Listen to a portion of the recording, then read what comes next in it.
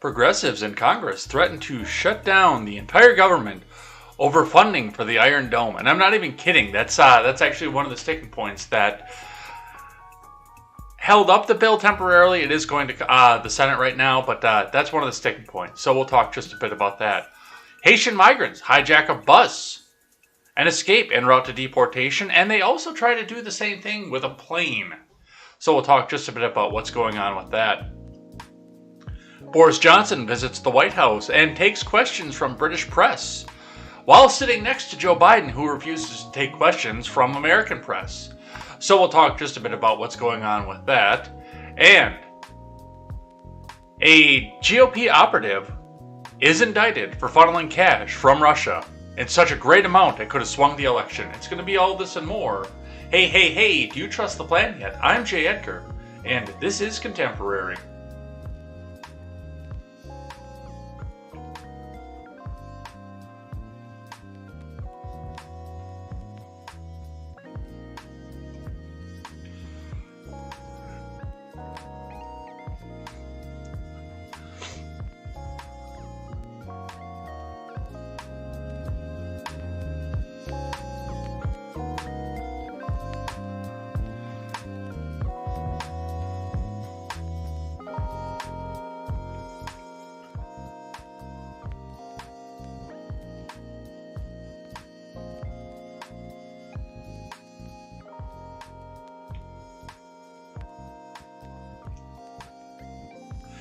Good morning, everybody. Welcome to Contemporary. My name is Jay Edgar, and we have got another news stack for us to go over today. A whole bunch of stuff that happened yesterday, and a little bit of scattershot, but still a lot of stuff happening in a lot of different directions, and there's definitely more to come because we have yet another article of impeachment filed against our president. So we will see what happens with that. It's not going to go anywhere, but yet again, they think that they're going to try to do this and make it happen, and I mean, it's like making fetch happen. It's never going to happen. But, you know, still the fact that you guys get up and watch the news with me every morning, that is, in and of itself, so fetch. But before we get started, head on over. By the way, the website is not up yet. I was mistaken. I got the confirmation email from the web lady yesterday, so it is not up. It's not ready to go yet. But once it's up, we will get the announcements up and everything up on Twitter, and we will start working towards the fundraiser to get everything started and see if we can do something. I'm thinking if we can do a funding drive. You know, I've done it for charity, and I consider that to be a good cause. But I want to see if we can actually get something up. We're looking to get $1,500 to get everything started up. So sit down, do a fundraising drive, get that over to the web lady so she can get the designs that we want. We know the direction we want to go, but you know, get all the programs in, everybody together, and talk about what it is, the direction their shows go, where they want to go, and say, hey, could you find it in your heart to give us a little bit of money so we can have our websites up, ready to go. So with that could be something coming up in the near future as well. So hopefully you guys feel a little bit generous and you want to get your news from people who don't have to wear big fancy suits that cost more than your houses. That's the dream. But yeah, also go and check out the Daily Ignoramus, the Porch Boys, the Breakdown with Breckenhoff, the R-Rated Conservative, and the Freckles and Brit Show. Go check those shows out. It's going to be a great time. I think you guys are going to like it. Alright, I may be just a little bit low energy today. I got caught up on all that sleep that I missed out on yesterday because I spent most of the night staring at the ceiling. Plus, I did 10 hours yesterday, and I feel low energy. I feel like I can talk through this. I feel like once I get into the news, I'm going to pick up a little bit because that usually is how it goes through the morning. But yeah, right now I feel just a little bit low energy. But let's get into this here. Let's get started. Let's get live chat up so I can see what you guys are doing, if anything. We got a few of you in here. Some of you are silent, but we got a few of you in here, which is good. Like to see it. Let's get started. All right, looking in at the Dow to start with your morning. The Dow had a sharp uptick throughout the day, and then it just dropped. The Dow was a roller coaster yesterday because we have the news about China that everybody's been worried about. Plus, we have the funding bill that did go over to the Senate, so that's going to be holding some of this stuff up. All in all, with all the news that was happening yesterday, it could have been a worse day yesterday, but the Dow did drop 50.63 points or 0.15%. So we'll talk a little bit about what that means and where this goes and what's going to happen in your portfolio later on. Looking at your Bitcoin is still on sale and it's going on a deeper sale. They want you to buy the Bitcoin. It is at $41,935 US dollars and 30 US cents on its current volume. So, if it gets down even further than this, it's going to be hard to stay in and walk away from it. It's just like stocks, though. Once they drop below a certain point, it's hard to walk away from them and say no because everything's on sale. But we will see what happens with that and where that goes. If you want to get some Bitcoin, like I said, now's going to be the time because I still see some good things coming back up out of the end of the year, especially as how much they try to fuck the US dollar, but we'll see what happens with that. Your metal prices. It looks like your steel has turned onto a drop and copper has turned onto a raise again. Aluminum is still on the rise. Looking in at your individual metal prices, looks like everything with copper in it is up. Romex copper tubing, insulated copper wire. Brass also up. Steel is up. Light iron is up. Number one steel is down. Cast iron is down. A complete car is down. But rotors are still up. So steel is in a mixed bag. Copper is up and up and up and up. And aluminum looks to be straight up too. So hold on to your cans for a little while. Hold on to your wire. But start thinking about what steel needs to go over there. If you do need to do some metal scrap. All right, let's read from CNBC. Dow futures bounced 200 points ahead of Fed decision as stocks try to shake September slump. This is from Yoon Lee and Tanaya Makil. U.S. stock futures were higher on Wednesday ahead of the Federal Reserve's decision on monetary policy as stocks try to snap out of their September slump. Futures on the Dow rose 200 points or 0.6%, S&P 500 futures added 0.5%, and NASDAQ 100 futures gained 0.3%. The S&P 500 is down 3.7% so far in September, including a 0.7% drop on Monday, for its worst day since May. Major averages attempted to rebound on Tuesday but failed, with the Dow and the S&P finishing in the red for the fourth day in a row. The Dow is down 4% in September. At the center of investor concerns is embattled Chinese property developer Evergrande, which is facing a possible default if it can't make millions of dollars in debt payments on US dollar-denominated bonds this week. Evergrande shares of Hong Kong are down nearly 90% since July 2020 as China cracks down on real estate speculation. Investors worry about a step down in global economic growth if China slows their property market too much or lets Evergrande fail. Helping the sentiment overnight was word from Evergrande that its real estate group would pay the interest on time on a mainland-traded bond denominated in yuan. Commodity-related stocks led the comeback in pre-market trading Wednesday as fears eased about the ripple effect from Evergrande. Dow, Freeport, McMoran, Occidental Petroleum, and Exxon were all early winners. China-exposed Wynn Resorts bounced more than 1%. We're still in a position where ultimately stocks are going to rally hard off this because unless Evergrande is going to cause a real seismic effect in the U.S. economy, the U.S. fundamentals are in good shape, FundStrat's Tom Lee said on CNBC's Fast Money on Tuesday night. The Federal Reserve will conclude its two-day meeting on Wednesday and release a policy statement with economic and interest rate forecasts at 2 p.m. Eastern Time. Chairman Jerome Powell will then hold a press conference after. The central bank is the difficult task of soothing markets during a tumultuous month, while at the same time preparing investors for the removal of some of the monetary stimulus.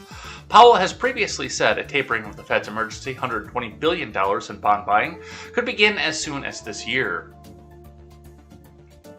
I think you're going to lay out that they had a discussion on tapering. I don't think they're going to provide any details. BlackRock Chief Investment Officer of Global Fixed Income, Rick Reeder, told CNBC, I think they're going to provide a framework where they can start doing it in November or December. So those of us at BlackRock are going to continue to buy up houses on taxpayer dollars until then. It's interesting that CNBC is bringing BlackRock into this. I would think that name would be shunned completely out of the financial sector, but, here we are. Let's grab another one here from you guys. From IBD, Investors Business Daily. Dow Jones Futures signal stock market rally on Evergrande news, Fed meeting in focus from Ed Carson. Dow Jones Futures rose on Wednesday morning along with S&P 500 Futures and NASDAQ Futures after a key unit of China's Evergrande said it would make a coming interest payment. Adobe earnings reactions at today's key Fed meeting are also in the spotlight. The stock market rally tried to rebound Tuesday from Monday's sell-off but faded to close mixed. Growth stocks fared relatively well with Nvidia and Snap trading around an aggressive entry. And a reset of the page. AutoNation rose to just below a buy point. Adobe, FedEx, and Stitch Fix headlined key earnings after the close. Adobe earnings modestly beat views, but Adobe stock fell after hours, signaling a move below a key level. FDX stock fell solidly to fresh lows on an earnings miss due to higher costs amid labor and supply chain woes. SFIX stock surged on a surprise profit, but shares have been trending lower for months. Evergrande core unit Hengda Real Estate will make an interest payment due September 23rd on domestic debt, easing default fears, at least in the very short term. Evergrande default fears rattled financial markets around the world on Monday. The property-led conglomerate has $300 billion in debt and has missed two other recent interest payments. There is concern that a foreign bondholder will end up taking heavy losses. The Shanghai Stock Exchange opened lower after a long weekend, but closed up slightly. Finally, the Federal Reserve concludes a two-day policy meeting on Wednesday afternoon when policymakers agree to scale back asset purchases, or will they punt to early November? Fed meeting in the wake of sluggish U.S. job growth and evergreen concerns. Meanwhile, will a majority of Fed policymakers back an interest rate hike sometime in 2022?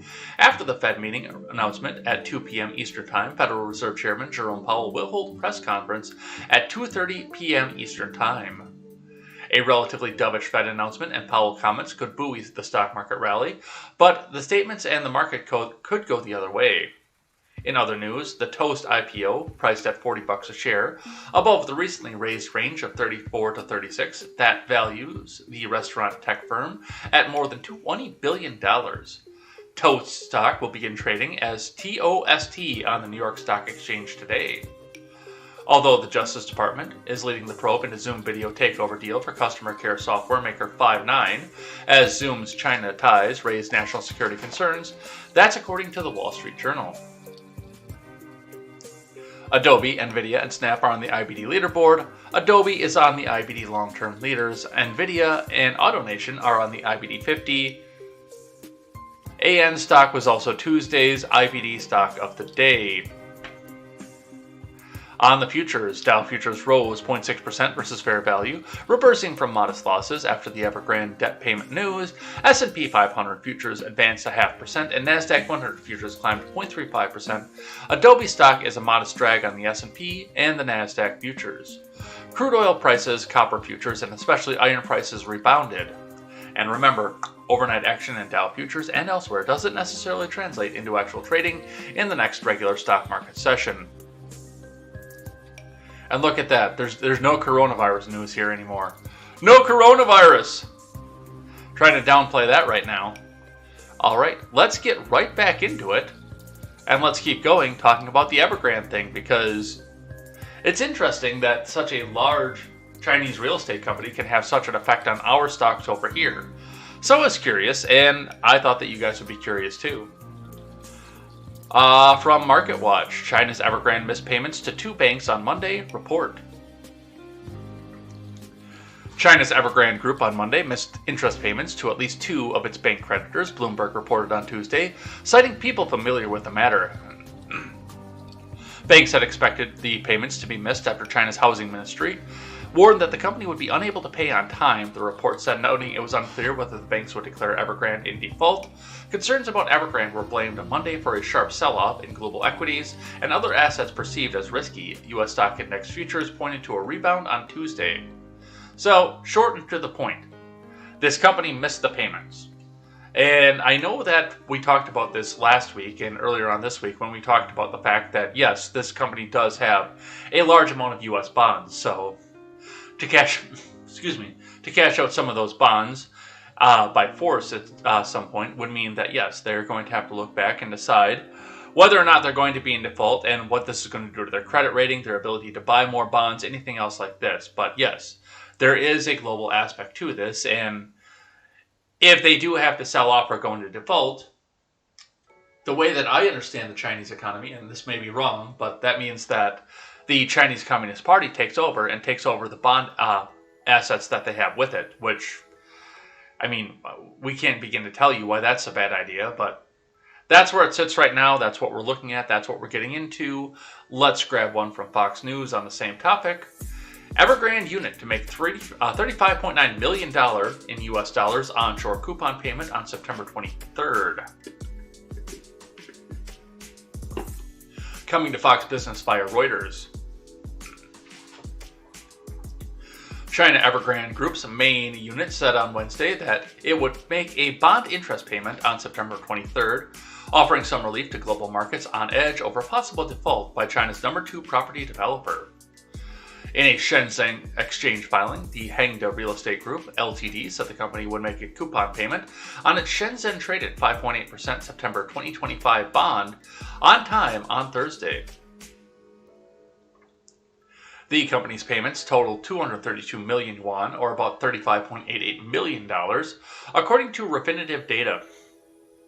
Evergrande is also due to make an $83.53 million coupon payment to an offshore dollar bond on Thursday. The Shenzhen exchange filing did not mention the offshore bond. $1 equals 6.4655 Chinese yuan. So, is it saved? We don't know. Are we going to be talking about this again in a month? We don't know. Is this going to be a long-term thing? We don't know. But it is concerning that there is this much drag onto the U.S. markets from a Chinese firm like this. So, something to watch. Check and make sure that anything that's in your retirement right now is not anywhere near this group, because I predict that we're going to do this again in a month or 2 months or somewhere down in the future. But we will see what's happening with that. Let's grab one from the Hill. Democrats up the ante in risky debt ceiling fight. This is from Alexander Bolton.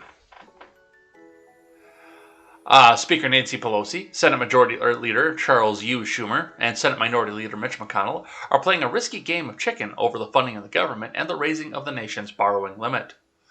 Pelosi and Schumer upped the stakes on Monday by announcing they will force Republicans to vote next week on a short-term government funding measure. A year is a short-term measure. That includes legislation to raise the nation's debt ceiling. The legislation will also include about $20 billion in response to recent disasters ranging from hurricane damage in the Gulf states to millions of acres of scorched by wildfires in the West. Republicans insist they will not vote on any package that includes a debt ceiling hike, something they say Democrats should have to do on their own despite decades of members of both parties voting to increase the borrowing limit to pay for past spending authorized by Democrats and Republicans alike. In pairing the two measures, Democrats hope the GOP will take the public's blame for shutting down the government. Yeah, they always do. There is no situation where a Democrat will ever take the blame for shutting down the government, in spite of the fact that they're usually the first ones to do so.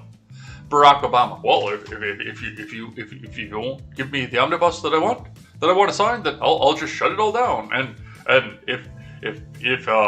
if you just say, okay, let it stay shut down, then I'll start chaining up national parks. And then what will you do? You won't be able to go to Yellowstone. Yeah, and here's one thing to remember, too. I mean, the news media will come out and tell you that this is the end of the world, that the government shut down, that nothing good will happen, that all these payments will go unpaid and everything else off of this. No, really, honestly, the government shutdown directly only affects a handful of people. Well, there's actually quite a few of them, but compared to the rest of the country, it's just a handful of people. It's really only the federal workers and the ones that they consider to be non-essential. The FBI still gets paid. Congress still gets paid, which that in and of itself is a fucking joke. But Congress still gets paid. The FBI still gets paid. Who else still gets paid? The Postal Service does not. But yeah, anything that they're deemed as non-essential, they don't get paid. Which I don't know why we have non-essential government workers, but That's the argument that we're going to have every time we do this, and the argument we're about to have again, I promise you. But somehow, some way, the blame never ever touches a Democrat. Ever. Ever, ever.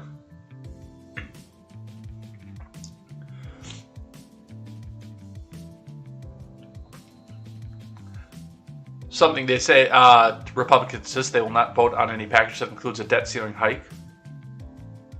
Something they say Democrats should have to do on their own, despite decades of members of both parties voting to increase the borrowing limit to pay for past spending authorized by Democrats and Republicans alike. In pairing the two measures, Democrats hope the GOP will take the public's blame for shutting down the government if Republicans block the measure in the upper chamber. The standoff could result in government shutdown at the end of next week and provide a crisis of confidence over the nation's credit rating, something that has happened, that last happened when Democrats and Republicans deadlocked over the debt limit in 2011. McConnell made it clear last week that Republicans would vote against any proposal to lift the debt cap, even if paired with legislation to keep federal governments and agencies funded beyond September 30th. He then doubled down on that position on Monday. Senate Republicans would support a clean continuing resolution that included appropriate disaster relief and targeted Afghan assistance. We will not support legislation that raises the debt limit, McConnell said on the Senate floor.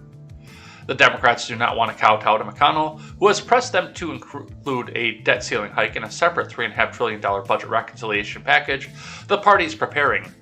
That bill can't be filibustered, meaning Democrats can get it to President Biden's desk if they can stay unified. Pelosi and Schumer argue the debt ceiling hike should be backed by members of both parties, since it covers spending backed by Democrats and Republicans alike. The American people expect our Republican colleagues to live up to their responsibilities and make good on the debts they proudly helped incur in the December 2020 908 COVID package that helped American families and small businesses reeling from the COVID crisis, the Democratic leaders wrote in their joint statement announcing their strategy. McConnell's strategy is focused on the $3.5 trillion reconciliation package that's unanimously opposed by Republicans. He wants Democrats to take the political hit for raising the debt ceiling as he and other Republicans criticize the majority party for their big spending measure. Financial markets are beginning to take notice of the game of chicken. The Dow Jones plunged more than 900 points on Monday before bouncing back slightly before the close. So, yeah, they have no idea right now whether or not this is actually going to be a thing, whether or not they're going to get through. And your markets and your retirements are going to reflect that. So do pay attention to what's going on here. Plus, they're sitting here wondering whether they can sit back and spend you further into oblivion. Whether or not they sit back and spend your money this way. And raise the national debt once again. They shouldn't have done it in the last presidency. The national debt, I was promised that was going to get paid down under Trump. And that was, again, and I said this on Monday, the reason that I had to get drugged to the polls and vote for him kicking and screaming, because I didn't want to vote for anybody. I knew this was going to come under Biden no matter what, but I didn't want to vote for Trump, who, okay, I'm not going to I'm not going to sign any other omnibus bill ever again, okay? Never again will I sign another omnibus bill, except for these next two that I'm going to sign. I don't want that shit, because all that does is that drives the debt back up. But here we are, facing down another government shutdown. And I don't think our president's strong enough to go and pick up chains this time.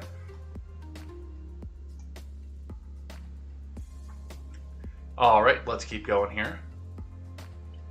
House Democrats' plans would prohibit individual retirement accounts from holding private equity and hedge funds.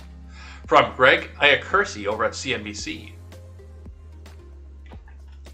A tax package unveiled by House Democrats would forbid individual retirement accounts from holding certain private investments typically reserved for the wealthy.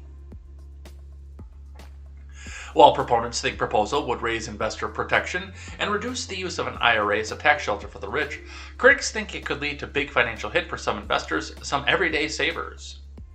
The House legislation, unveiled last week, would prevent IRAs from holding investments offered to accredited investors. This status for investors who hit certain benchmarks like $200,000 of annual income or $1 million of net worth excluding a home, it lets them invest in securities like private equity, hedge funds, and venture capital. They aren't publicly traded, unlike mutual funds, and stocks available on public stock exchanges. If passed, the rule would apply to all retirement savers. Current owners would have to divest of such IRA holdings by the end of 2023 or lose the account's tax benefits, potentially sticking them with a big tax bill. Anything to go off and get more money. That's what this boils down to. See, this isn't about, and the government shouldn't have a say in how you invest your retirement. The government shouldn't have a say in that. They shouldn't be able to make law about that. But if you look at this here, right there, sticking them with a big tax bill, either get out of these companies, get out of these hedge funds, or pay a buttload of fucking taxes back to us. And how many people do you think are going to fall into that trap and suddenly get a gigantic tax bill next year? Because you know that they're going to raise tax. I'm not going to raise taxes on anybody who makes under $400,000 a year. Asterisk. Double asterisk. Triple asterisk. As we get more and more notes at the bottom here. Yeah, no, there's no reason the government should be out here telling you how it is that you invest or spend your money. There's no reason behind that. If you want to put your money in a hedge fund, I don't recommend it, but I can't give you official financial advice. Just after what we saw from the GameStop thing and what the private investors want to do to these big hedge funds out there, I wouldn't put my money anywhere near that. But if you want to do it, that should be your choice, not the government's. And really, honestly, you shouldn't be paying tax on something you got taxed on once already. Because you're going back and investing out your own money. Yes, I understand there's capital gains, but really, honestly, that's a tax that shouldn't exist either. There shouldn't be a lot of taxes. I understand because of the national debt, there's going to be a necessity for taxes for a while. I don't like it, but I understand it. But we should be cutting those taxes as much as we can, not finding new ways to go screw over retirees. But that's what that goes with. Let's go back to the funding bill. House Democrats remove money for Israel's Iron Dome system in funding bill. From Benjamin Siegel. House Democrats on Tuesday removed $1 billion in funding for Israel's Iron Dome air defense system from their stopgap government funding bill, after progressives threatened to tank the measure over military support for Israel. Let's have a listen to what these guys have to say.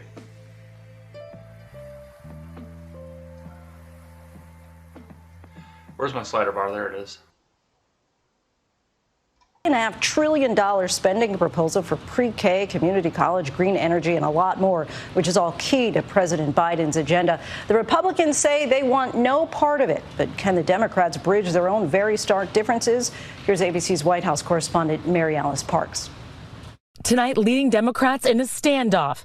President Biden's agenda hanging in the balance. I can't understand why we can't take time. Is it appropriate for one person to destroy two pieces of legislation? Defiant in the face of Democratic leadership, Senator Joan Manchin saying he won't back a budget bill as large or as quickly as his colleagues want.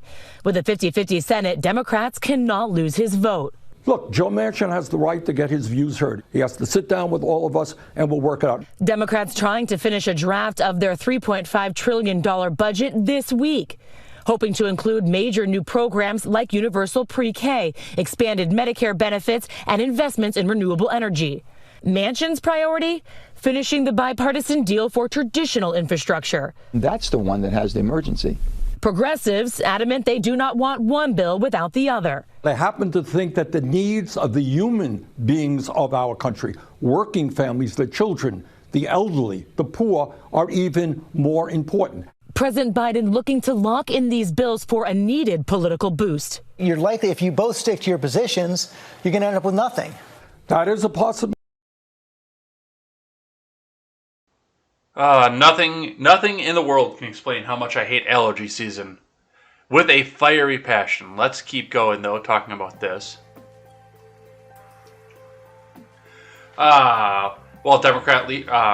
Let's see. House Democrats on Tuesday removed $1 billion in funding from Israel's Iron Dome air defense system from their stopgap government funding bill after progressives threatened to tank the measure over military support for Israel.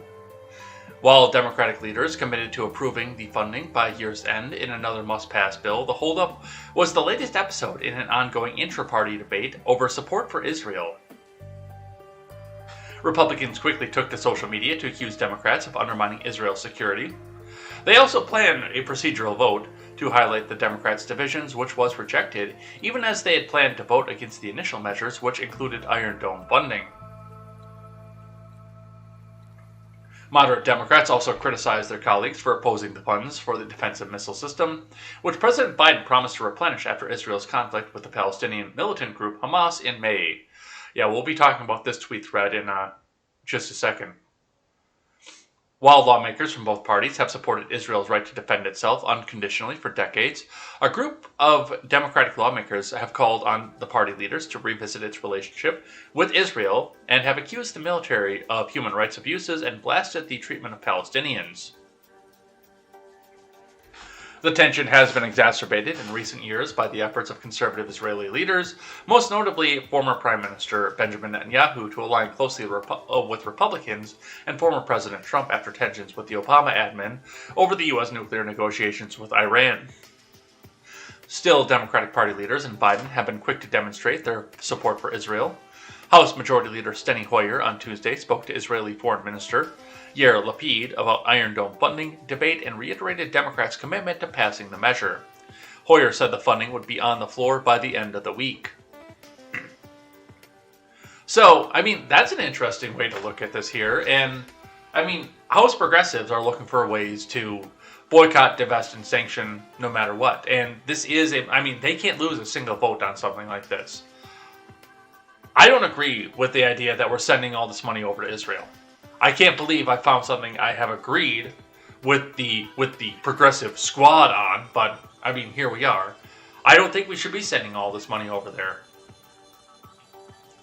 But I also know the mentality of the majority of people in Washington and even the majority of people in the United States. And it's not just, I've made jokes in Discord servers about the Republicans and the average on the ground Republican who's looking up and saying, I know that we got to fund Israel because George W. Bush told us that Jesus, excuse me, Jesus, 1 second.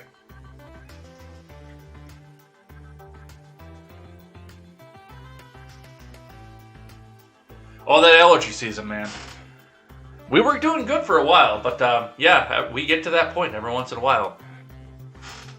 Anyway, yeah, it's that common trope of the backwoods Republican. Oh, that George W. Bush told me that Jesus wouldn't smile on us if we didn't fund Israel for everything that they want. And the preaching man, we know Israel is important because the preaching man up there on Sunday, he always talks about Israel. So we gotta go do and give all that their money over to Israel to make sure that they're defended because they are our greatest ally. George W. told us. I do understand the mentality off of this, and that's part of the reason that this funding is going to go through, because there are a lot of people in Congress who cannot go and divest off of this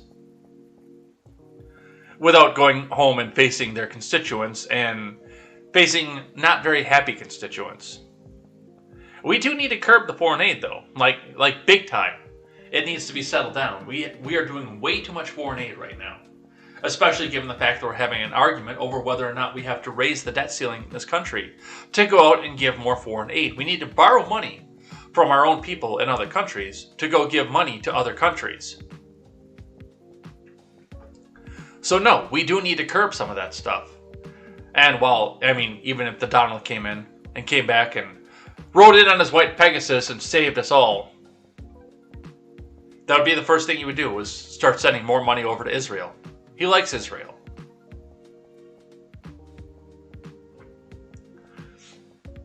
But even some of these middle-of-the-road Democrats, they cannot go home to their constituents after defunding Israel or the Iron Dome system. They can't do that. And the Fox News crowd is going to have a ball with that too. Oh, hey, look, this person voted on this bill and allowed this bill to pass that defunds the Iron Dome. What do you think about this, moderate Democrats? What do you think about this, moderate Republicans who might vote for a Democrat? What do you think about this? And the writing is on the wall to do this. The tweets are already coming out. This machine kills malarkey tweets out. Democrats need to primary the Bernie caucus. with a screenshot showing Craig Kaplan tweeting out 6 House Democrats voted no against $2.1 billion U.S. Capitol Security Afghan relocation bill. That was Bowman, Bush, Ocasio-Cortez, Omar, Presley, Leibt. And these are the same people who are behind the vote against the Iron Dome. So that's what we see going on with that. Let's talk about this one here from Alyssa Slotkin over in Michigan, who pointed out some of the same concerns I just talked about a second ago, where some of these Democrats can't go back home to their moderate Democrat districts if this goes against Israel. But she's trying to torpedo the squad on top of it. Top Democrat admits forces in her party have desire to attack everything related to the state of Israel. From Ryan Saavedra. Alyssa Slotkin admitted on Tuesday that a sizable number of Democrats are constantly on the lookout for ways to attack the state of Israel. Slotkin made the remarks on social media after Democrat leaders removed a provision from a short-term government spending bill to help fund Israel's Iron Dome, which protects its citizens from terrorist attacks like the ones out of Gaza earlier this year. There's never been a situation where military aid for Israel was held up because of objections from members of Congress, Axios reported. While the funding will get a vote in its current defense bill, the clash underscores the deep divisions within the Democrat Party over Israel. Slotkin took to Twitter to address the issue, saying the anti-Israel policy position of some of her party were devoid of substance, and that they were irresponsible. She did not call out any specific member of the party. Iron Dome is a purely defensive system. It protects civilians. Let's actually, do they have the tweet thread in here? They don't. Because, I mean, she had a 6-tweet thread for this, and I think we're going to read some of this. And back with the stars in here, I do believe this is the tweet thread right here. Iron Dome is a purely defensive system. It protects civilians when hundreds of rockets are shot at population centers. Whatever your views on the Israel-Palestinian conflict, using a system that just saved hundreds, if not thousands of lives as a political chit is problematic, Slotkin said. Iron Dome, like every other missile system, was co-developed by the U.S. and Israel. The research that went into the design of the system is shared between our two countries that can be used to protect our bases abroad, in addition to Israeli civilians in their homes. Continued financial support of the Iron Dome was part of the 2016 Memorandum of Understanding negotiated by President Obama. This isn't new funding or unusual funding or a precipitous increase in funding, she continued. All of this is publicly available information, so target Iron Dome now means the issue isn't a genuine concern over the system, but rather the desire to attack something, anything related to the state of Israel. It's devoid of substance and irresponsible. Well, we're having a conversation as to whether or not we need to raise the debt ceiling. So, you know, maybe lay off some of the spending. Maybe lay off some of that.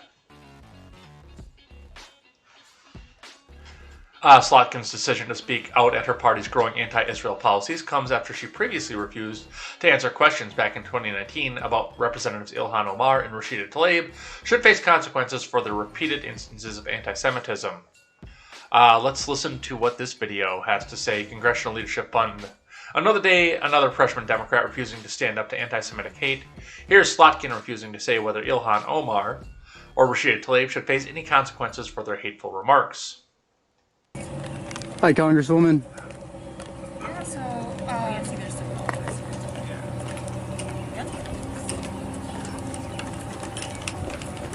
Quick question for you. Do you think that due to the recent anti-Semitic, tweets, sayings from Rashida Tlaib and Ilhan Omar, that they should be censored or reprimanded in any way? these poor golfers are just trying to have a night out and we're getting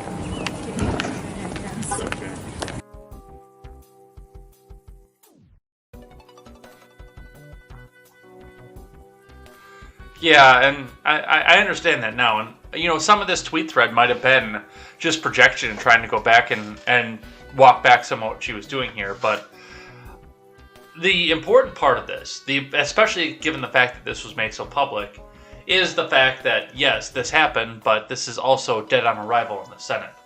Do you really think McConnell is going to let this bill pass in the Senate without a filibuster? And they can filibuster this one too, because they only get one more budget reconciliation and they're saving it.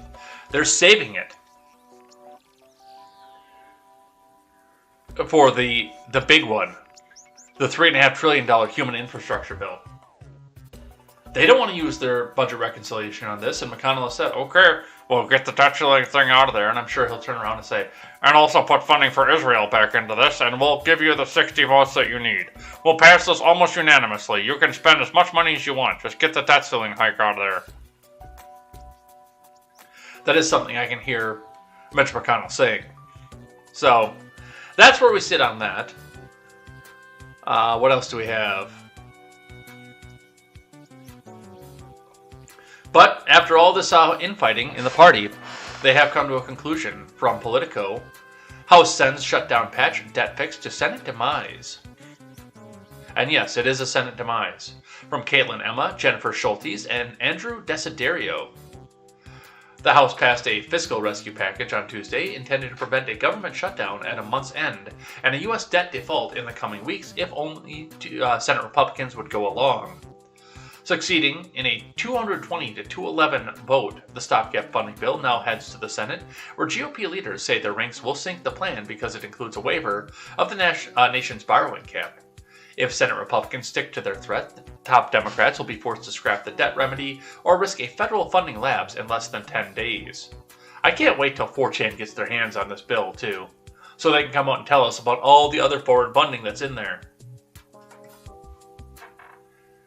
Unlinking the two issues would ease passage of the funding patch, but Democrats are so far unwilling to forfeit the leverage that comes from tying a government shutdown to the economic fallout next month as the Treasury Department nears its breaking point on the debt limit.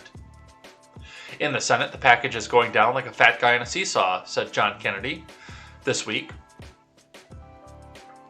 Kennedy and a few other GOP senators are likely to vote in favor of the bill, but the funding bundle needs to support at least 10 Republicans to make it through the upper chamber and is expected to fall far short. Immediately following House package, Senate Republican leaders rolled out an alternative spending patch without any waiver of the debt limit. That proposal from Senate Minority Leader Mitch McConnell and Richard Shelby of Alabama would provide disaster aid and Afghan assistance, just like Democrats' plan, and extend government funding for the same duration. Members on both sides of the aisle could support the measure, and I urge them to do so with haste, Shelby said in a statement upon releasing the Republican alternative. House Speaker Pelosi noted on the floor Tuesday evening that Democrats and Republicans have consistently come together in the past to waive or raise the debt limit, voting to avoid default 25 times over the last 3 decades. This has always been bipartisan, Pelosi said. Not everyone on either side of the aisle would vote for it, but nobody would let it fail. Besides waiving the debt limit until late next year, the House-passed package would keep the government funded at current levels through December 3rd, presenting a typical pre-holiday spending deadline. It also includes $28.6 billion in disaster aid, including for storm-battered red states, as well as $6.3 billion in funding for Afghan refugees. GOP senators are expected to block the bill with a legislative filibuster, preventing it from coming up for a final passage vote. Last month, all but 4 Senate Republicans signed a letter promising to oppose action to raise the debt ceiling. Those 4 were Kennedy, as well as Collins, Murkowski, and Shelby. Of those, Kennedy is the only GOP member who has said definitely that he will back the short-term spending bill, even if it includes a debt limit suspension, citing the inclusion of disaster aid for his state. Shelby has said he would oppose the package, while Collins and Murkowski have not said how they will vote.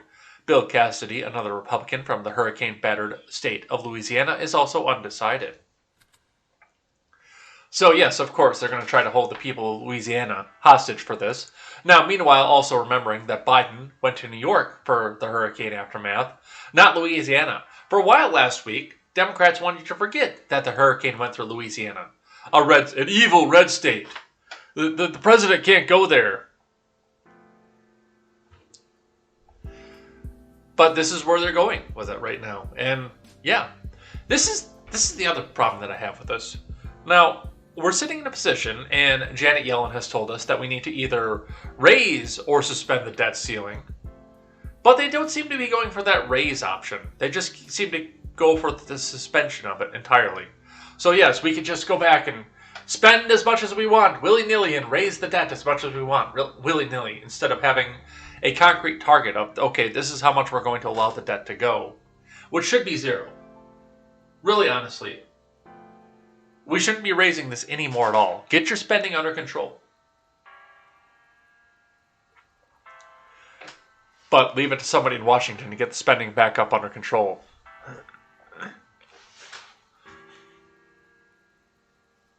All right, let's keep going. From the New York Post, Haitian migrants hijack bus briefly, escape en route to deportation flight, report. From Sam Chamberlain. Haitian migrants get off a bus with authority. That's the photo caption.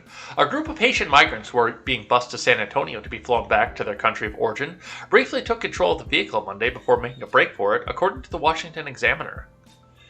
The Examiner report, which cited 2 federal law enforcement officials, added that escapes were eventually recaptured. It was not immediately clear how many initially escaped. An ICE spokesperson told KEVO there were no injuries in connection with the incident. The agency did not immediately respond to a request for comment from the Post. The U.S. and Mexican governments are set to ramp the number of deportation flights to Haiti after nearly 15,000 migrants, the vast majority of them people of Haitian origin, who settled in the Central and South America more than a decade ago, settled under a bridge connecting Ciudad Acuna, Mexico, with Del Rio, Texas. More than 6,000 people have been removed from their makeshift encampments since Sunday, and Homeland Security Secretary Alejandro Mayorkas has promised the U.S. will increase the pace and capacity of the flights to Haiti and other countries as the weeks go by. The Associated Press reported Monday that the U.S. plans to begin 7 daily expulsion flights on Wednesday. At the same time, Customs has been forced to defend itself from criticism in the conduct of its agents, who were falsely accused of using whips to force migrants back onto the Mexican side of the Rio Grande over the weekend. President Biden, whose lax immigration policies have been blamed by members of both parties for causing a dangerous migration surge at America's southwestern border, gave a brief response when asked about the ongoing crisis at the UN Tuesday morning. Well, we'll get it under control, man. Come on. And if that's not enough, they're aware of what they're doing and they're making conscious choices. From NBC 6 of South Florida, Haitian deportees assaulted U.S. pilots, injured 3 ICE officers.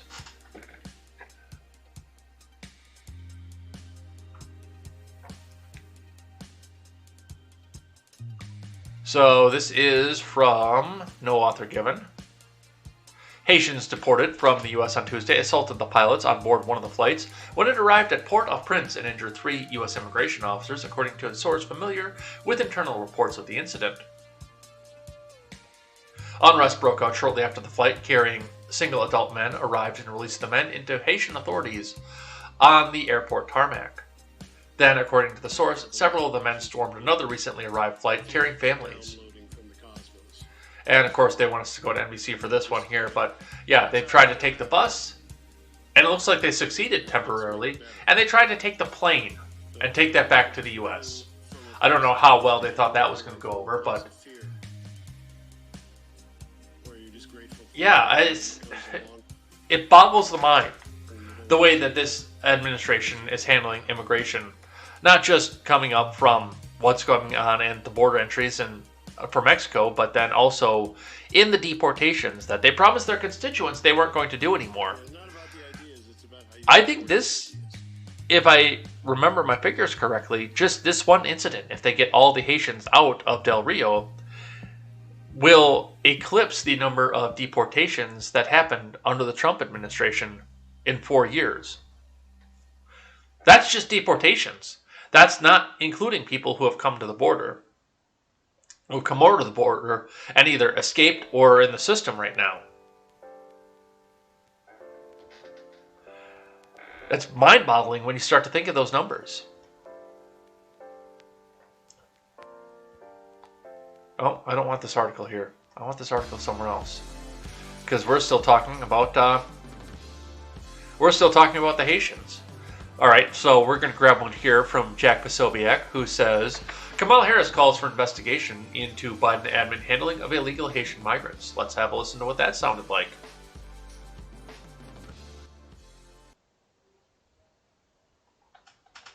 What I saw depicted about those individuals on horseback treating human beings the way they were is horrible.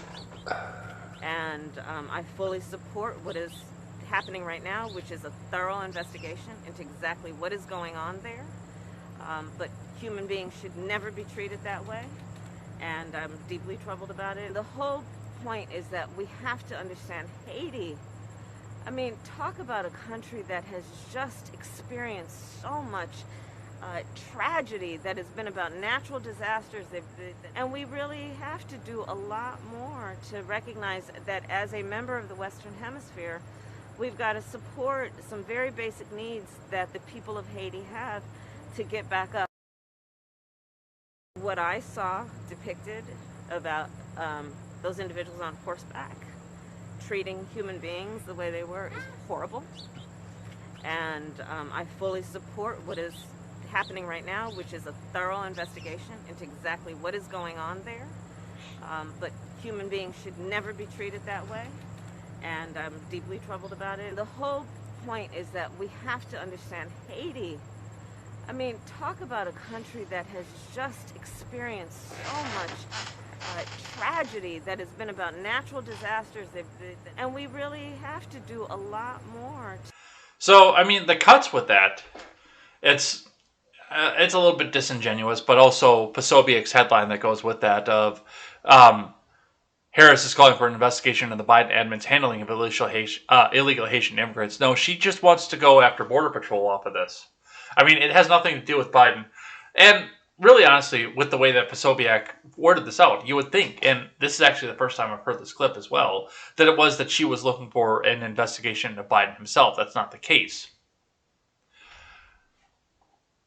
But, I mean, you're the border czar. You're supposed to be down there. And once again, why do we entitle these people czars? That's beyond me, but you're the border czar. Get down there. Go look into this.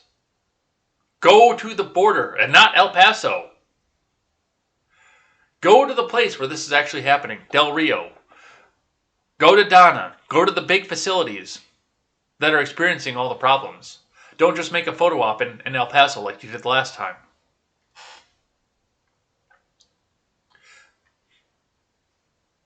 All right, from Reuters. Let's shift gears here. Talk about Biden himself, because he hosted Boris Johnson.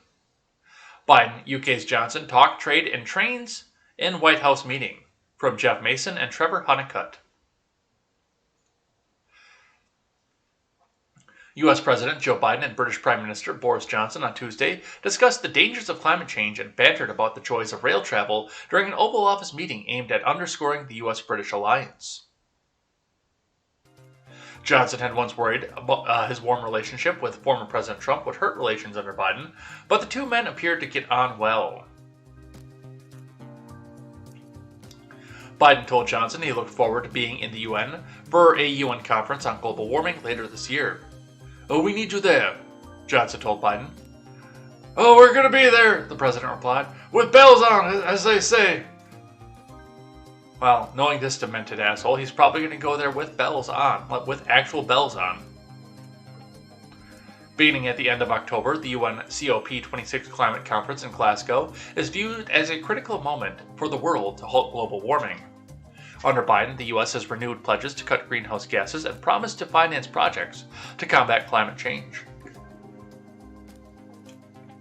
"Well, it's fantastic to see the United States really stepping up and showing a lead, a real lead," Johnson said. Trump, a Republican, had pulled the U.S. out of the Paris Climate Accord. Biden brought the country back into the international treaty after he came into office in January. The president said the two leaders would discuss trade in their meeting. Britain is eager to seal a U.S.-UK trade deal. "We're going to talk about trade a little bit today, and we're going to have to work that through," Biden said. Johnson took the Amtrak train, for show mostly, from the UN General Assembly in New York to Washington for the White House get-together. "Well, they really love you," Johnson said to Biden, seemingly referring to the U.S. railway staff. "Well, they should." Well, they should," replied Biden, a regular train commuter for more than 30 years till after. So they're sitting up here in the White House, but unfortunately, while Johnson was able to take questions from the British media, it looks like, and this is Andrew Restruccia says, a chaotic scene in the Oval Office today as Boris Johnson unexpectedly took questions from reporters, and White House aides shouted over American reporters as we tried to ask Biden questions. Let's actually listen to what that had to sound like. Interrupts or unbalances the Belfast Good Friday Accords. That's the Belfast Good Friday Agreement. That's the. I think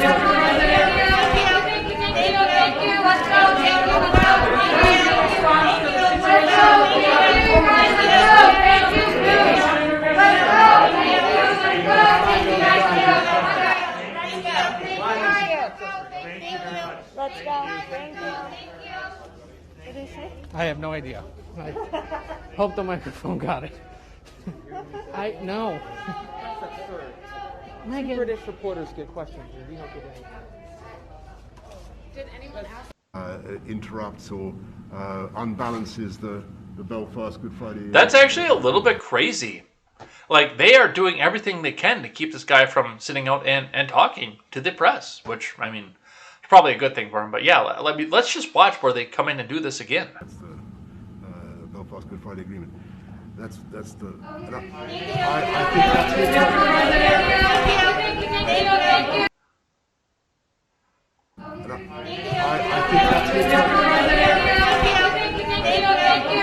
Thank you. No, get the fuck out. Thank you. Thank you.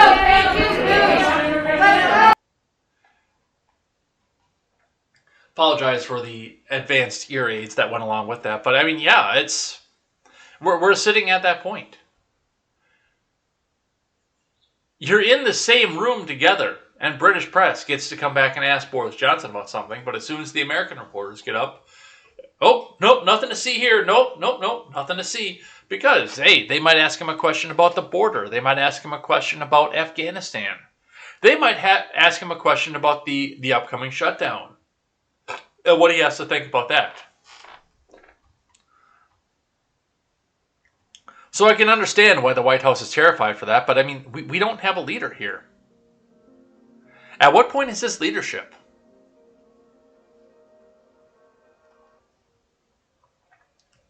All right, let's keep going. Reporters lodge complaint with White House over Biden-Johnson meeting access. From Morgan Chalfont. Members of the White House press pool lodged a complaint with the White House after British reporters, but not American reporters, were recognized for questions during President Biden's meeting with British Prime Minister Boris Johnson on Tuesday afternoon. White House Correspondents Association President Steve Portnoy, who served as the radio pooler on Tuesday, said the editorial component of the pool went to the White House Press Secretary Jen Psaki to lodge a formal complaint on Tuesday about the lack of questions granted to American reporters. Do you think she circled back to that? Biden and Johnson each delivered brief remarks from the Oval Office. Johnson then granted questions to two British reporters who asked about the case of Harry Dunn, the British teen killed in a crash in the UK 2 years ago, and trade. White House aides then ushered the press out of the Oval Office without Biden calling on American reporters. In a response to a shouted question from CBS News' Ed O'Keefe about the situation on the U.S. southern border, Biden responded in part that violence is not justified, but the remainder of his comments were undecipherable over shouts from the White House aides trying to get reporters out of the Oval Office. The Biden admin has withstood scrutiny after images and video circulated showing Customs and Border Protection agents on horseback chasing Haitian migrants at the border. Vice President Harris condemned the treatment in brief remarks to reporters earlier Tuesday, saying that human beings should never be treated that way. Biden occasionally takes questions from reporters at the end of speeches or other public engagements, but he's not held a press conference in several weeks. Biden and Johnson met to discuss the security cooperation and other issues following their appearance at the UN General Assembly earlier in the day. I made clear that climate has to be the core area of action for all of us, Biden said during brief remarks before reporters were ushered out, adding that his administration plans to attend the upcoming UN Climate Change Conference in Glasgow in November. We're going to be there, Biden said. And yeah, I mean, it's interesting off of this. It's interesting to me why they won't let the president answer questions. I mean, if he stands so deeply behind his own administration, his own decisions, I'm not going to tell you if that's a quotation or if it's parentheses, possibly a triplicate, his own agenda. There's got to be a better figurehead for this. Is he actually in charge, or is they just wheel him out, give him a cookie afterwards, and say, "Good job, Joey. Well, go have some ice cream now." All right.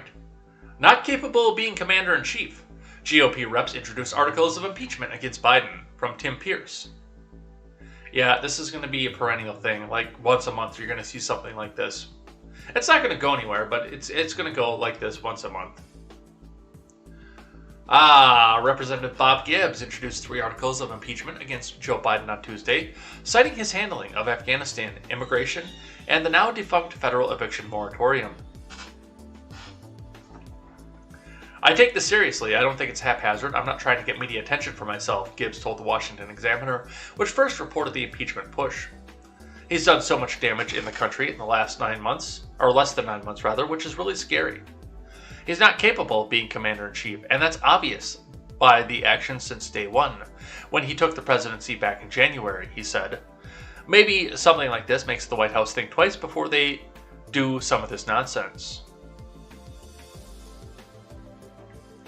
Gibbs introduced the articles with Representatives Andy Biggs, Brian Babin, and Randy Weber joining as co-sponsors. Gibbs said that the congressman began working on the resolution before the U.S. withdrawal from Afghanistan erupted into chaos last month, focusing on Biden's handling of the border and the federal eviction moratorium. Within the past week, the border crisis received renewed attention as thousands of illegal migrants flooded into the U.S. near the Texas town of Del Rio. Federal agents were holding thousands of migrants in a makeshift pen under an overpass with little supplies or shelter, risking a humanitarian crisis. 26 Republican governors co-signed a letter to the White House on Monday calling on Biden to crack down on illegal immigration and end the national security crisis created by 8 months of unenforced borders. The eviction moratorium was scrapped in August by the Supreme Court after the Biden admin expanded it in a move the White House had previously claimed was unconstitutional. At the time of the extension, Biden softened his language on the moratorium, claiming he can't tell whether it was constitutional. He said the extension would buy time for another solution to be found. Biden ordered the U.S. out of Afghanistan at the end of August, leaving potentially hundreds of Americans behind in the terrorist-controlled country. Biden also left potentially tens of thousands of Afghans who had worked with the U.S. military against the Taliban during the United States' 2-decade occupation of the country. 13 U.S. service members died in a terror attack during the chaotic and rushed withdrawal, carrying out drone strikes against the ISIS-K terror group in response to the attack. The Biden admin bombed an Afghan aid worker, killing him and 9 members of his family, including 7 children. The Pentagon admitted the mistake last week. So, and yes, I mean, these are all things that you need to pay attention to what's going on with this. Do you remember the eviction moratorium, by the way? That was just a few weeks ago when that ended the second time. And it wasn't that long ago it ended the first time. And you remember when it first ended, how many people we heard about who are sitting in the courtroom because they're about to lose everything. Oh my God, they're going to lose everything by no fault of their own. The coronavirus stripped them away. They got their expanded unemployment benefits, but they had to get their new plasma TV. They couldn't pay their rent. Oh no, and they were abusive to the landlord. But oh no, they beat the shit out of the apartment because they were all stir crazy. They're gonna lose everything. You notice you didn't hear a lot of those stories the second time through? Because the Supreme Court had made it settled, and there was not a political agenda that had to go with that. I noticed that those stories disappear almost immediately the second time through. I was actually expecting an onslaught of them. But then we also got the Florida landlord who's now said he's going to start not renewing new leases if people don't get the jab.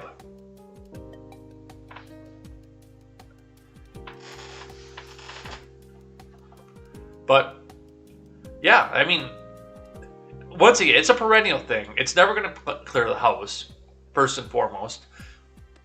Because anybody who votes to go with this, anybody on the Democrat side who crosses the aisle to vote on this and say yes, Nancy Pelosi is going to expel immediately. She doesn't have time for that bullshit.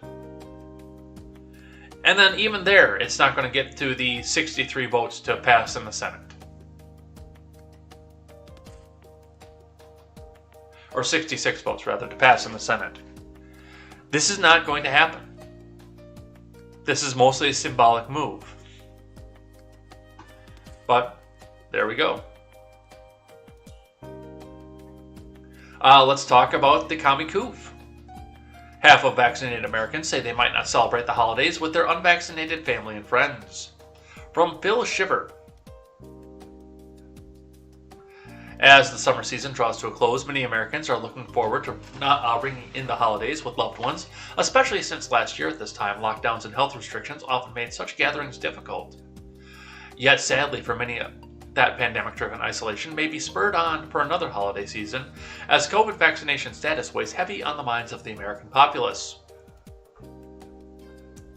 According to the results of a new survey, half of vaccinated Americans say they're considering avoiding unvaccinated family and friends during the upcoming holiday season, Forbes reported. The survey, conducted by Harris Poll from September 17th to 19th, surveyed more than 2,000 Americans, including 1,454 of whom have been vaccinated against the coronavirus.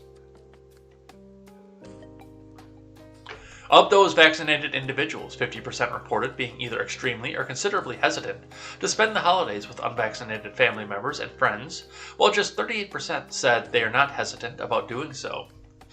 The remaining 12% called the ordeal a non-issue since family and friends have likewise been vaccinated. Forbes reported that a slightly larger share of 52% of vaccinated respondents said they would be very or somewhat uncomfortable to attend a holiday dinner or gathering knowing some people are unvaccinated. Our new data suggests the vaccine divide is not only reshaping relationships, but soon the holiday travel season, Harris Poll CEO John Gerzema said. He added that vaccinated Americans are placing stricter boundaries around who they choose to spend time with, so expect to see cancellations and rerouted plans as vaccinated Americans avoid their unvaccinated friends and family. The alienation of the unvaccinated is part of a larger trend. Another survey conducted by Harris recently found that roughly a third of vaccinated Americans have in some way stopped socializing with friends, family members, or acquaintances because they're unvaccinated. Yes, that second-class citizen thing. They continue to do so. And they continue to not think this is a problem. This is what the news media wanted you to do, by the way. And this is why I've said I don't hold any ill will towards anybody who has been vaccinated. If that's what you choose is the best course of action for you, your health, and your family, then you need to do what's best for you. That's what it's always been. You've always needed to do what's best for you. Before anything else, you would take care of you in the best way that you think is possible for your family.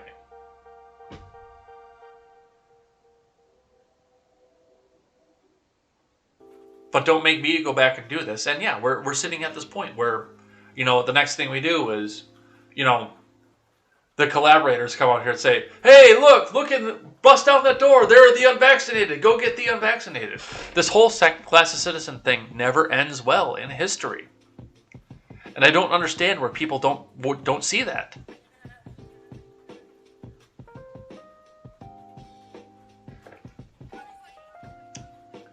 But continue going down this road and wonder why our country gets more and more divided.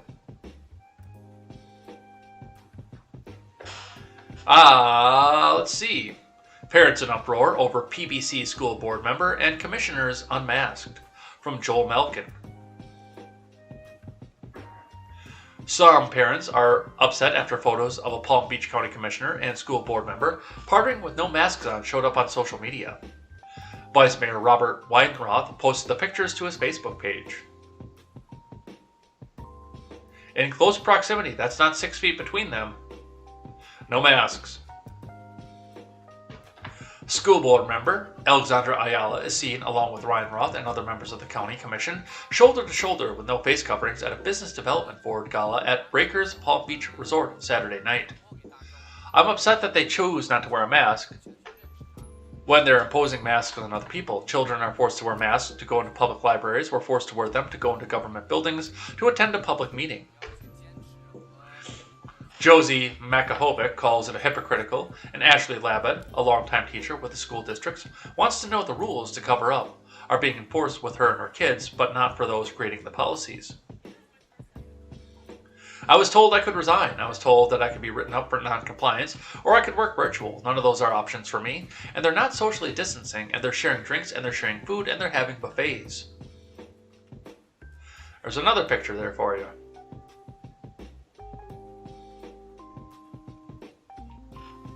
Leibt is on a leave of absence over the mask mandate, which the state says is against the law. Ayala is one of the school board members who voted to approve the mandate, which does not allow parental opt-outs. While the state won't allow a countrywide mask mandate, face coverings must be worn inside county buildings. The CDC says that even those who are fully vaccinated should wear masks in crowded public settings. But I was told that, we can go over I was told the vaccine thing for forever and ever. But yeah, it's a rules for thee and not for me. And I told the story over the summer. My sister and her kids and my parents, when we went up because the lake was too choppy. We couldn't be out and fishing that day. So they decided to go back and go to the train museum. There's a railroad museum in Green Bay, close to where we were. So we went there, and because the train museum is operates under TSA authority, Trans Security Authorization Authority, they operate under TSA, which means that yes, because it's TSA, you have to go with the federal government mandate of anything government is you have to wear a mask.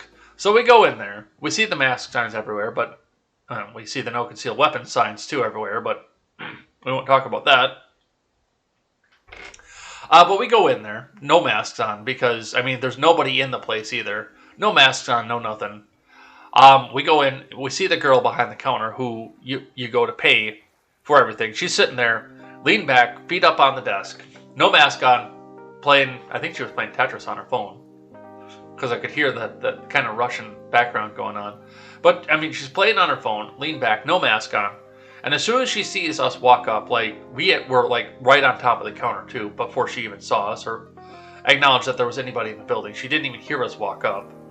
She gets up, grabs a mask up off the desk, and okay, well, in order to buy the tickets here, you have to wear masks for this, because otherwise we can't sell it to you because the government tells us you can't.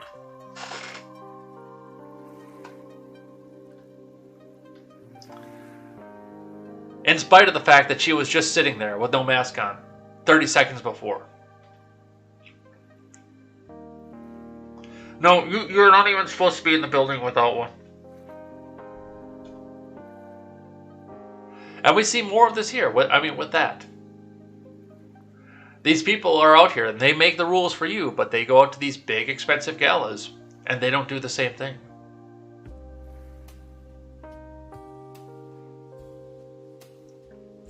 Speaking of the coup, the bus driver shortage. From CBS Boston, Massachusetts National Guard activated to help deal with school bus driver shortage. From CBS Boston staff. Mass National Guard has been activated to help with the state's shortage of school bus drivers. Up to 250 members will be available to cities and towns, the state announced on Monday. They'll be able to drive school transport vans known as 7D vehicles. Once it became pretty clear that there were going to be some communities shorthanded, it wasn't going to be a vehicle issue, it was going to be people with CDLs. We started talking to the Guard, Governor Charlie Baker said. According to the governor, there were already members with commercial driver's licenses for professional or Guard-related reasons. There are a bunch of communities who have said they're interested in this and we're glad to help because it's important, Baker said. Starting Tuesday, 90 members will prepare to get to work in Chelsea, Lawrence, Lowell, and Lynn. It's like we worked so hard to get our kids finally to a place where they can come to school, and now we've got to get them to school and on time. We want our kids at school so they can learn, said Chelsea School Superintendent Almi Abaita. All drivers will need to complete training. Baker said the cost will be reimbursed by the federal government since it's a COVID-related issue. We're grateful and thankful that someone was definitely thinking out of the box, Abaita said. When I got the call, it was like, oh, that's an interesting solution. Yes, okay. The state said the assignment won't interfere with the Guard's ability to respond to emergencies. I would have to check with state and DOT laws for that, but I think you still need a CDL to drive the short bus, essentially, which I believe that's what they're talking about. I want to just check on that 7D vehicle. 7D vehicle.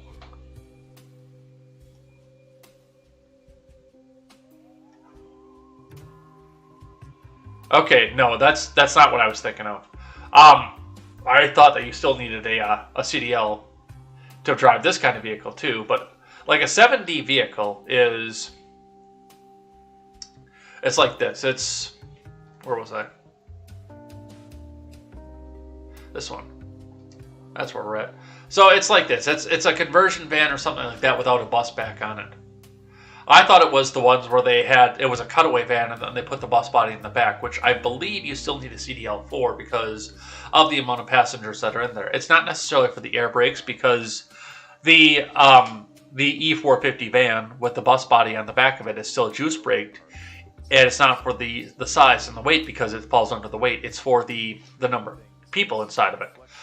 I know we had this discussion with one of my service writers who worked at a bus garage with me. He was the service manager there. He resigned from there, but before he resigned, he grabbed one of the last E450 buses with a 7.3 Ford diesel in it.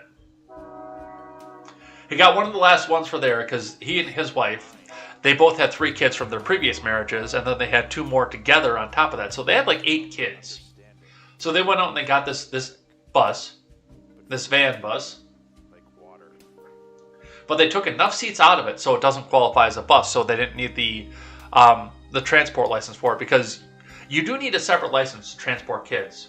I've got a CDL. We know about that. I've told you guys about that before, which is why I can't go out really get drunk because my legal limit is halved. I can't go get drunk and then drive home. I've got a CDL, but even though I worked at a bus garage, I don't have a student transfer endorsement on mine. I can drive an empty bus, like for a test drive or something, but I can't drive a bus with kids on it. And that is something they're going to run into. Now, like they said, a lot of the Guard members already do have a CDL because they have a military CDL. They need it to transport some of the vehicles that they have from base to base within the country. I see them, they run around here all the time. I see them do that. And that's air braked, so they do need a CDL for that. But a lot of them, no, they're not going to have the student endorsement on it. So that's what we see coming out of that. Ohio is considering doing the same thing. From WLWT5 NBC, Ohio considers using National Guard as bus drivers. From Natalie Clark. A bus driver shortage is weighing on school districts and parents across the nation. Ohio is even considering whether to have the National Guard step up to drive buses. Mass brought on the National Guard to drive students to school there. Mike DeWine said last week that it's a possibility that could happen in Ohio as well. Right now, it's just the beginning of the discussion, but one thing is for sure, drivers are desperately needed. She's missed 3 days due to lack of transportation, Tanya Johnson said. Her daughter missed the bus because of lack of bus service. Johnson's 13-year-old daughter has attended St. Francis de Sales school since 3rd grade. This is the first year she hasn't had transportation, making it a challenge for working parents. It's like paying people out of pocket every day when we have to work to make money and pay the bills, Johnson said. Randy, I usually won't take a question on something like this, but I do know the answer to that right away, and I caught it out of the corner of my eye. It depends on the braking system. I think you might because of the weight, but check with your local ordinances because of the weight of it.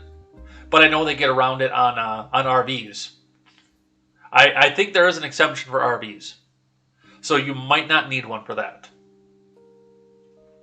Because I know a lot of guys drive around the big air brake RVs without a CDL.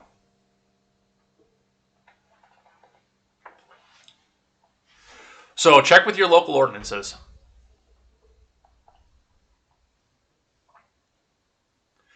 School officials said Monday they want answers from Cincinnati Public Schools. We have 230 students, over half of them need bus service, and we only have 2 buses. We started out with 6 buses last year, and we're down to 2 buses this year, receptionist Greta Brandon said. Brandon works at St. Francis de Sales. She goes in early to accommodate working parents and stays late to cover after-school care. Sycamore Community School is feeling the shortage as well. Mechanics, office staff, and substitutes who are licensed school bus drivers have stepped up to keep the routes going. We're trying, Transportation Director Mike Miller said. We're doing our very level best to get our kiddos to and from school safely every day. We're doing our absolute best to accomplish that. While the National Guard is an option, nothing is off the table. What we're really focusing on about this in a different way, thinking about maybe using full-time positions and driving bus just part-time. Of that full-time position, Doug Palmer said. Palmer is with the Ohio School Boards Association and said even changing and staggering school start times is an option. Meanwhile, Palmer said for 18 months now, schools have been hard-pressed to get applicants. He wants people to know there are a number of benefits offered for the part-time position if anyone out there wants to take the job. We reached out to Cincinnati Public Schools and are awaiting a response. And that's one thing for you guys too. I mean, if you're unemployed right now for whatever reason, not that I think that most of you are unemployed right now because there's such a desperate need for jobs, and some of you guys are probably picking up extra time right now. But if you're unemployed for any reason whatsoever, and you have a CDL, go get that student endorsement. I mean, it'll keep food on your table for a little while. Even as a part-time position, it'll keep food on your table for a little while. And they do pay well because you do need a specialized license to get it, which means you need to go back and get your physical every year. You need to renew it. You need to pay extra for your driver's license. You no longer can go out and drive if you've had more than just a couple scotches on the table because your limit is half. I mean, you sacrifice a lot to get this job, and they pay you accordingly for it. They don't want people who are unqualified out there driving these 25,000-pound vehicles with a bunch of kids on them. So, and it does pay well. She's missed 3 days due to shut up. Lack of transport. But yeah, I mean, absolutely. And if you can work it around your schedule too, when your local area needs it, consider going out there and going getting that CDL, getting that student endorsement, and going and helping them out. A lot of them will help train you for the CDL too. It's not a bad gig to make some side money. It really isn't. Transportation. Tanya Johnson's 13 year. We gotta get up with that. We gotta keep going. Proof that we're living in a South Park episode. 2 men face prison time for allegedly breaking COVID lockdown by smuggling buckets of KFC and French fries. From Carlos Garcia.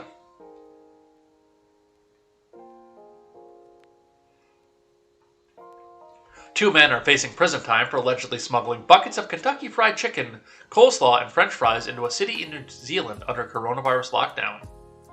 The arrest was made near the border of Auckland, New Zealand's largest city. Residents there have been under very strict lockdown for a month that forbids restaurants from opening and even restricts takeout food orders. Officers noticed suspicious-looking vehicles traveling on a gravel road, and upon seeing the police car, the vehicle did a U-turn and sped off trying to evade police, said New Zealand police. The illegal chicken was discovered during a search on the car. Police also found $100,000 in cash.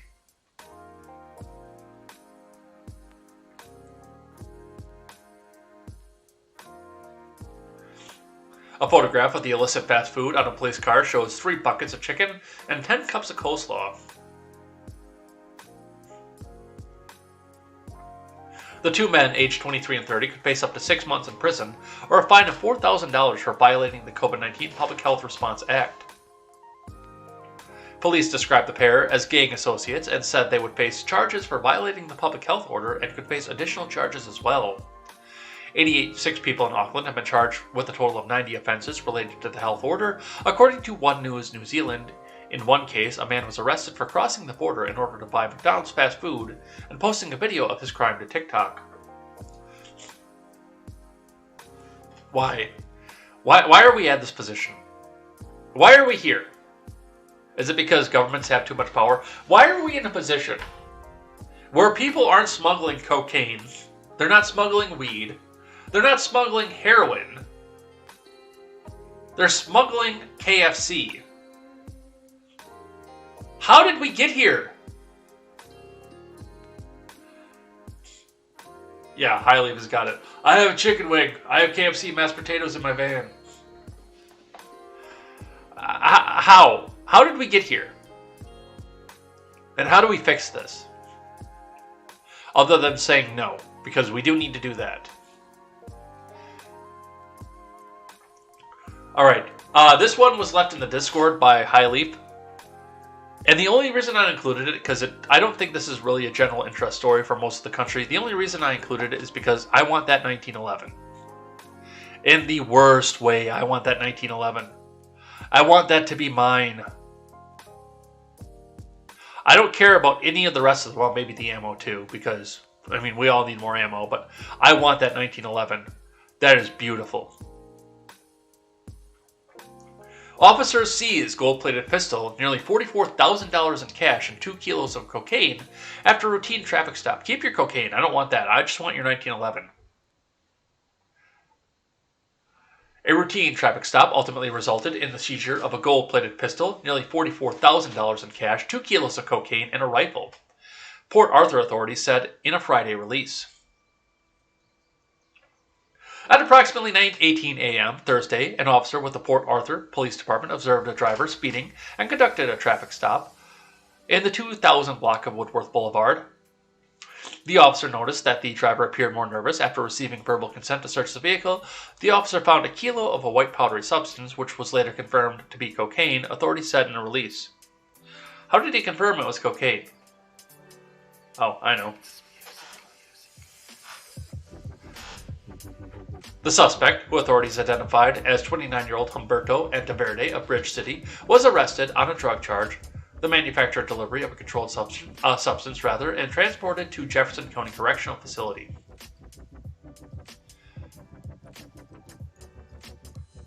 God damn, that's a beautiful gun. Take a look at that gun for just a second while I step up and blow my nose. I will be right back.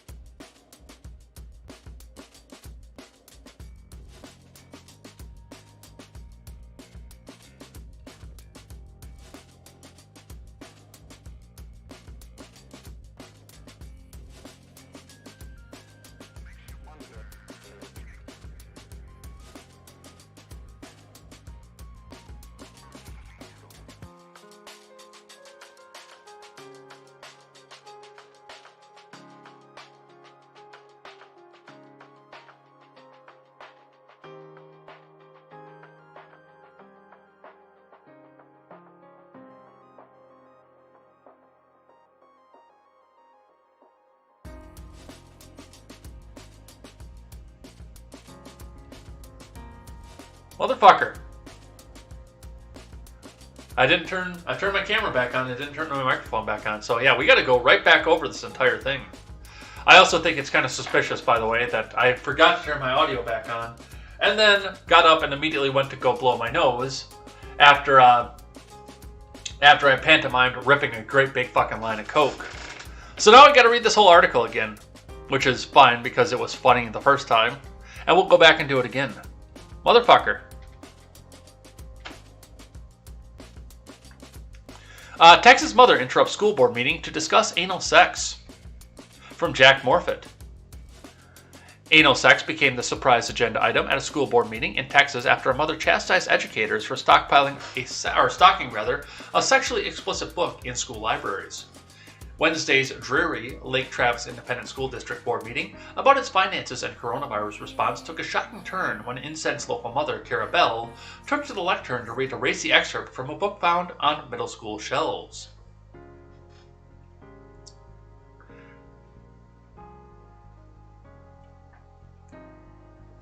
Bell was aggrieved that the passage from the 2015 young adult novel Out of Darkness by Ashley Hope Perez depicted cornholing, which she later found out was a euphemism for anal sex. Not gonna lie, I had to Google cornhole because I have the game in my backyard, Bell said. But according to Wikipedia, cornhole is a sexual slang vulgarism for anus. In verb form, to cornhole, which came into usage in the 1930s, means to have anal sex. I don't want my children to learn about anal sex in middle school. The mother's microphone was switched off, but it didn't stop her making an impassioned plea for books to be removed from libraries of the Hudson Bend Middle School and Bee Cave Middle School. I've never had anal sex. I don't want to have anal sex. I don't want my kids having anal sex, she said. I want you to start focusing on education, not public health. The book is described as a fictional reimagining of the 1937 New London school explosion that killed more than 295 people as a backdrop for a riveting novel about segregation, love, family, and forces that destroy people. Austin news outlet KXAN reported the Lake Travis Independent School District pulled the book from its school libraries after the mother's complaint. Now, and I was going with this, but when I looked over and realized that I had no audio back on. Yeah, she's cornholing in her backyard. But when I realized this, I looked at this and I thought to myself, this is nothing new. I mean, even going back to when I was a kid. Now, we didn't have new novels that were glorifying cornholing, and I've never read this book. I'm actually just a little bit curious now, but I'm also 37 years old. So I'm not going to be as offended, or I'm not going to be as new to some of these concepts as the people in middle school who would possibly be reading this book from the library shelf. But I mean, we saw racy themes in books at school when we were kids. That's nothing new for us. To Kill a Mockingbird, that's one that we all sat and watched from age... I don't know when you guys read it. I read it, I think, in 7th grade. It was before I had a driver's license, I know that. Because I do remember reading it in my dad's car at the time.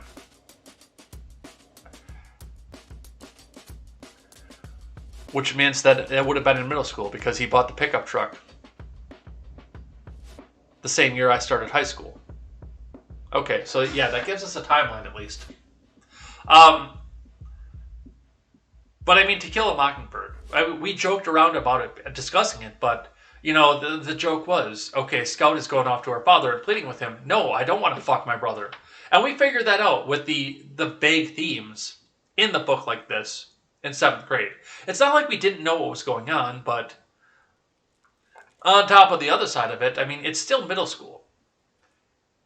Yes, we're going to learn about these adult themes, but we're going to learn about it from our friends who have older siblings, not necessarily from a book that's assigned to us by teachers or available to us in the library. So that's what we go on with that. I don't have anal sex. I don't want to have anal sex. I don't want my daughter to have anal sex. Well, I believe that's your daughter's preference. Hate to say it. I hope she waits a few years because she's in middle school. You know, like 5 or 6 years or something like that. But That's her preference, not yours. All right. We got a couple, because it is 9:01, that we do have to, we're going to have to skip and do tomorrow. But there are a couple that I do want to touch on here, because I want to get through them. This one here, I just want to touch on briefly from My San Antonio, because this kind of goes on with the Federalist idea that I have. And really, honestly, where I keep saying that you can't do the same thing across the entire United States. You can't have a blanket, one-size-fits-all policy coming out of D.C. New Yorker moves to Texas and shares culture shock with viral TikTok. I almost cut this article today, but I said, no, this is really, really big on my beliefs, and we got to talk about this. I already cut it from yesterday because we ran out of time, but I do want to talk about this one for a second. There is seriously no place like Texas, as yet another Texas explainer hits the internet, this time from the Washington Post. One New Yorker's experience with the Lone Star State has gone viral as she shares the culture shock she felt after moving to Texas in a short clip on TikTok on September 4th. The video exploded on the video sharing app with more than 1.3 million views and nearly 214,000 likes. The quirky 28-year-old math teacher, named Miss Wolf on TikTok, wrote in her caption, "She'll never get used to being called ma'am." She also brought up drivers don't use their blinkers and will cut you off in Texas. Anyone who's tried to merge onto 1604 can vouch for that. Additionally, she mentioned how the majority of Texans all drive unnecessarily large pickup trucks. She wrote, I've almost died several times. As a teacher, she noted how she isn't used to school restricting the Texas Pledge after reciting the Texas Pledge after the American Pledge. She, of course, mentioned HEB and its cult following and the Texas penchant for kolaches. "I'm not going to lie, they're delish," she added. And then there's the TikTok below.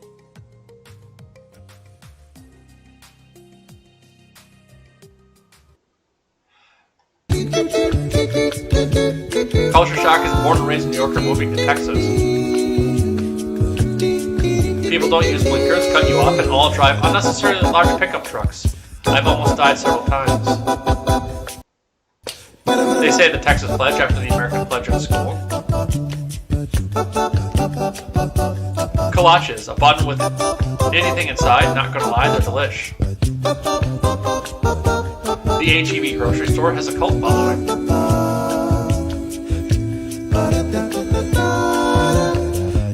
Cashier, have a good day, ma'am. Me, ma'am?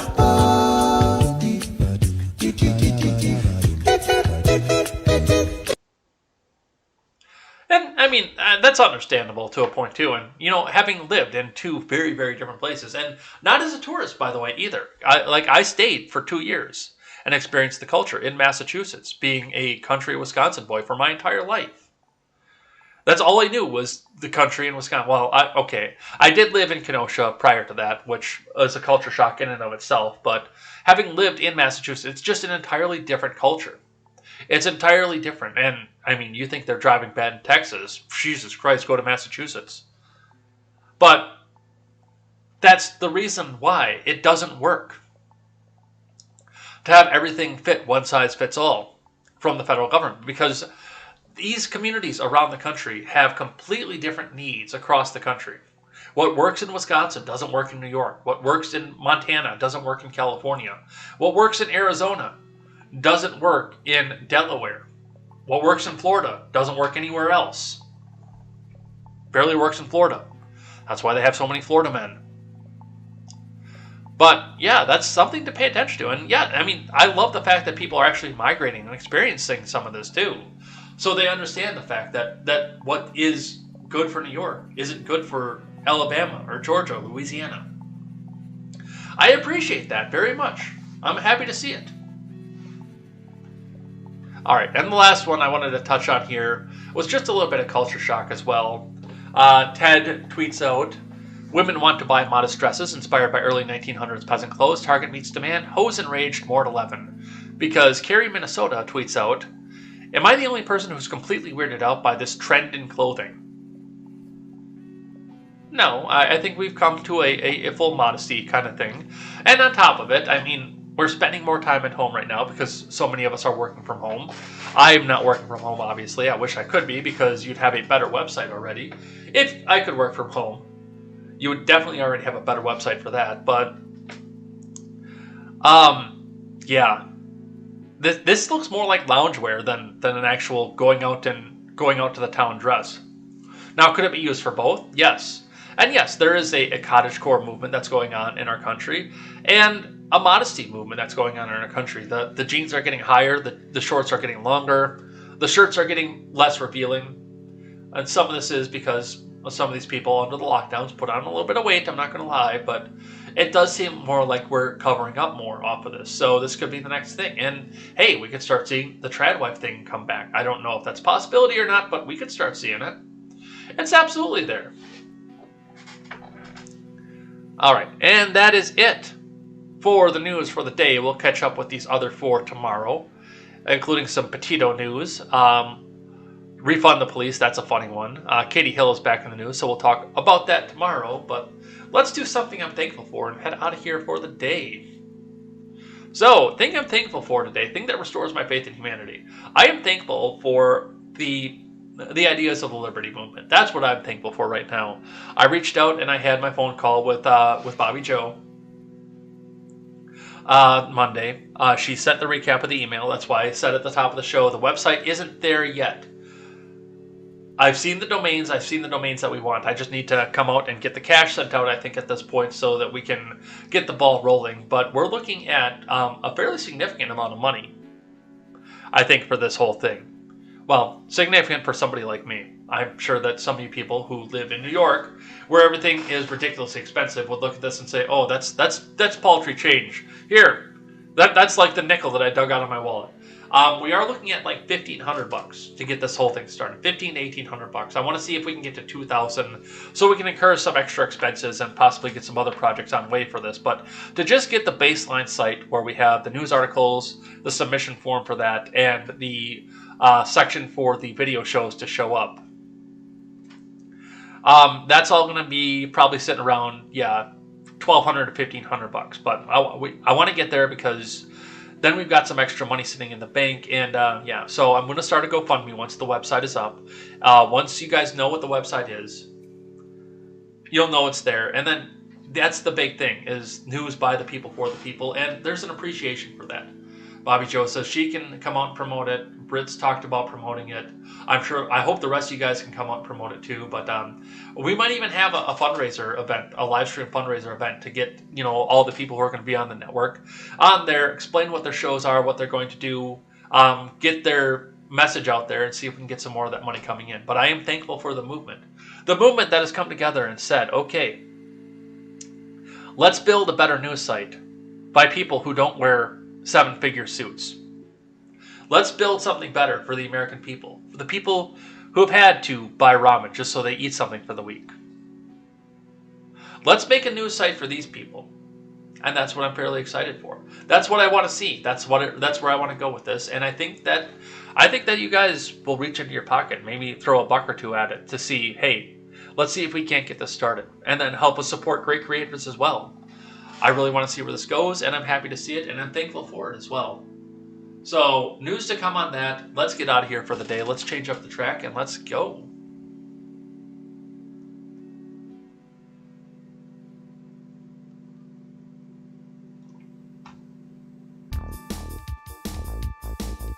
All right, so thank you everybody who came by and chatted in the live chat, the lurkers, the listeners, the people who reminded me that after I got up to blow my nose because allergies are kicking my fucking ass, that I forgot to turn my microphone back on. We will be back here tomorrow with more contemporary and hopefully have audio the entire time, not just those 10 minutes where I forgot about it.